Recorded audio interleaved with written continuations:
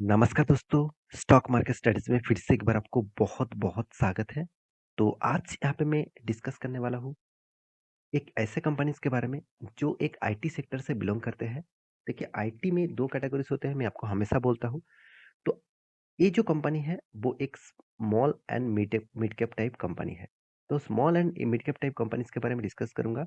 Company में obviously एक बहुत बड़ा ग्रोथ फ्यूचर में आपको देखने को मिल सकता है। तो इसीलिए बहुत सारे दोस्तों ने कमेंट भी किए थे।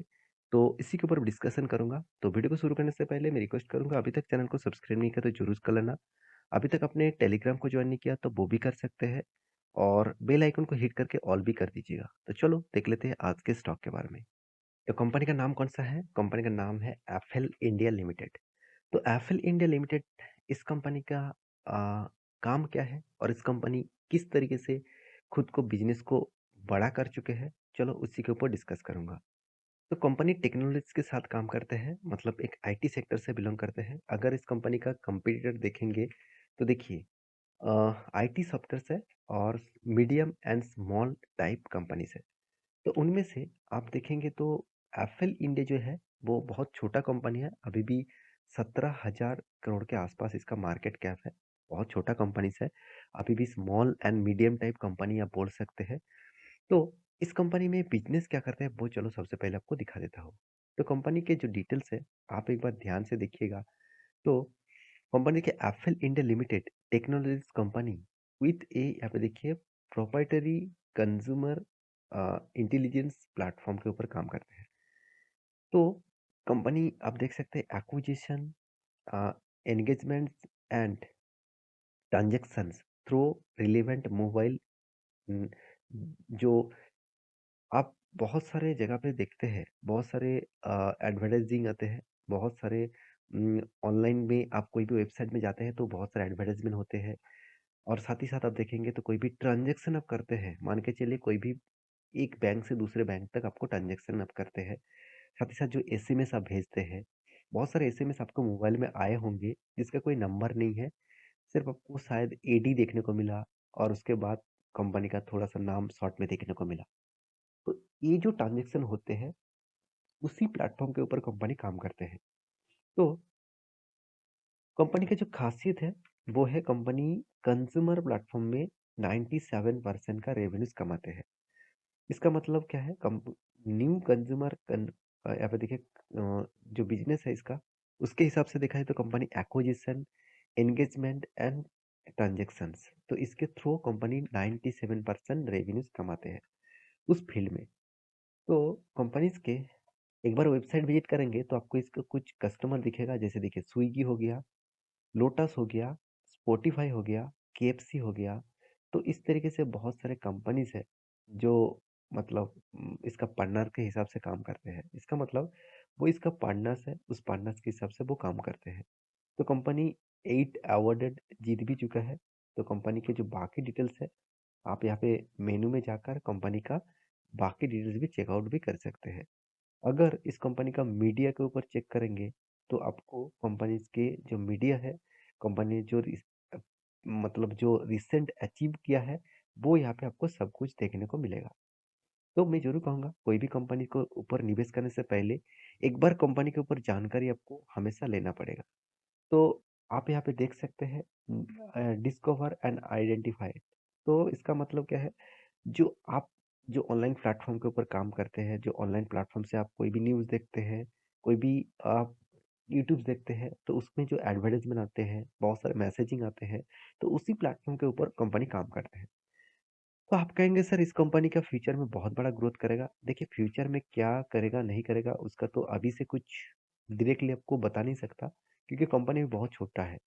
17,000 करोड़ का मार्केट कैप है, तो एक रिस्की कंपनी तो ज़रूर है क्योंकि मैं जब भी कोई भी कंपनी के ऊपर निवेश करता हूँ, तो सबसे पहले मैं रिस्क देखता हूँ, कितना रिस्क उस कंपनी मुझे दे सकता है।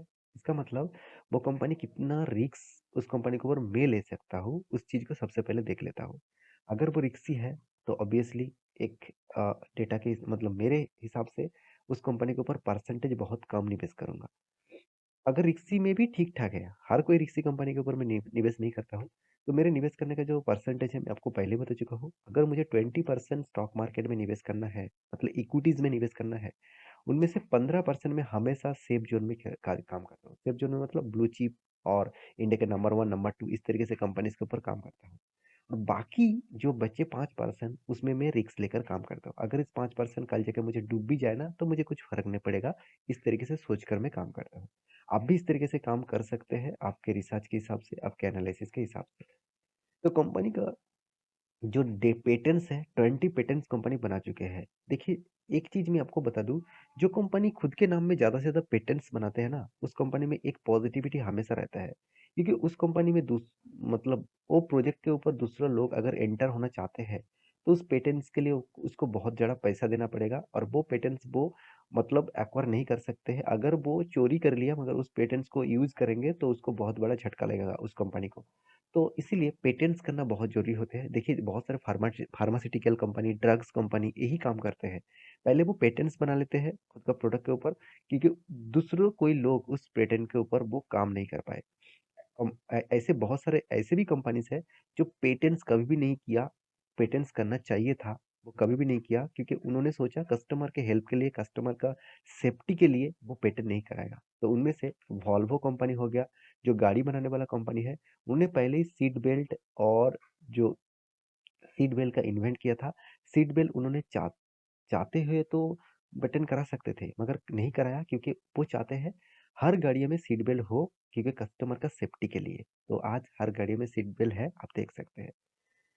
तो देखिए 6 यहाँ पे देखिए यूएस मतलब पार्टनर्स के ऊपर काम करते हैं, 6 ग्लोबली मार्केट में काम करते हैं। साथ ही साथ कंपनी का कंटक डिवाइसेस जो रीच्ड है, करीबन करीबन आप देख सकते हैं कितने बड़े हैं, 24 करोड़ के आसपास, सॉरी 241 करोड़ के आसपास, 97 लाख 22,208 कंज्यूमर को साथ में जोड़ के रखा। तो कंपनी की खासियत के बारे में तो बता दिया। अभी कंपनी का प्लेटफॉर्म कौन सा प्लेटफॉर्म के ऊपर काम कर रहे हैं वो भी आप देख सकते हैं। देखिए इस डेटा शायद अपने जो आईटी सेक्टर के ऊपर काम करते हैं उसको पता चलेगा, इससे ये जो मतलब प्लेटफॉर्म है कौन सा है। तो जो आईटी सेक्टर से नहीं है उसको पता नहीं चलेगा। आप गूगल में सर्च करके देख सकते हैं एक एक कंपनी के बारे में।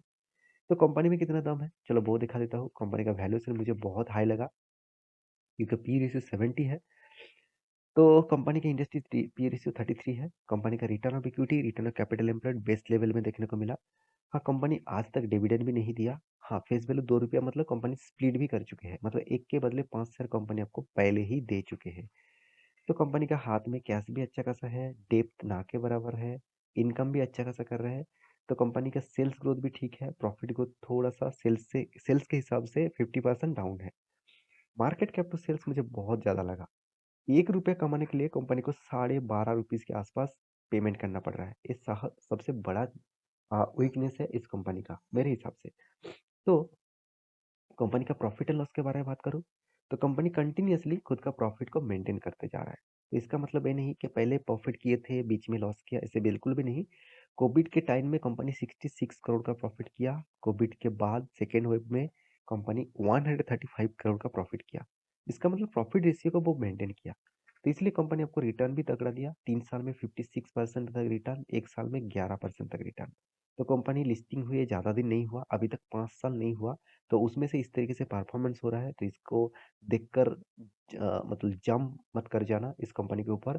तो थोड़ा सा आप इस कंपनी के ऊपर रिसर्च जरूर करना, क्योंकि सेल्स ग्रोथ, प्रॉफिट ग्रोथ ठीक ठाक है, रिटर्न ऑफ इक्विटीज भी ठीक ठाक है। क्या अभी इन्वेस्टर इसके ऊपर भरोसा करते हैं? हाँ बिल्कुल। एफ पहले 8.5% इन्वेस्ट करके रखे थे, आज वो 14% तक इन्वेस्ट करके रखे। प्रोमोटर के पास 68% होल्डिंग था, आज वो बन चुके हैं 59.89% का होल्डिंग। इसका मतलब प्रोमोटर का जो हिस्सेदारी है वो थोड़ा सा स्टेक बेचा गया है। पब्लिक के पास कितना, करीबन करीबन 16% के आसपास यहाँ पे होल्डिंग है। तो मैं जरूर कहूँगा इस कंपनी के ऊपर फोकस रखिएगा, क्योंकि इसका चार्ट पैटर्न बता रहा है कि टोटली कंपनी अप टेन में। जब से कंपनी स्टार्ट हुआ तब इसका प्राइस रेंज था 100, मतलब 155 57 इस तरीके से कुछ प्राइस रेंज था। उसके बाद कोविड के सिचुएशन में आया, उसी रेंज तक चले आए थे। उसके बाद जो रिकॉर्ड किया वो लगातार लगातार ग्रोथ हुआ। कंपनी ने जो हाई किया करीबन 1500 रुपीज़ के आसपास। तो सोचिए कंपनी आपको 10 गुना आसपास रिटर्न दे चुके हैं। तो अभी भी एक ही रेंज बाउंड के ऊपर कंपनी ट्रेड कर रहा है। तो मेरे हिसाब से जब कंपनी कोई एक ही रेंज बाउंड के ऊपर ट्रेड करता है, उस लेवल को तोड़ता है, तो एक अच्छा खासा मोमेंटम देखने को मिलेगा। तो कंपनी के ऊपर स्टडी करना, उसके बाद निवेश करना। तो आशा करता हूँ सारी जानकारी आपको मिल चुका है। मेरे वीडियो कैसा लगा ज़रूर कमेंट करना। इसी तरीके से वीडियो पाने के लिए चैनल को सब्सक्राइब भी करना। मिलते हैं नेक्स्ट नया स्टॉक लेके, तब तक के लिए अच्छे से रहिए, अपने ख्याल रखिए। Bye bye.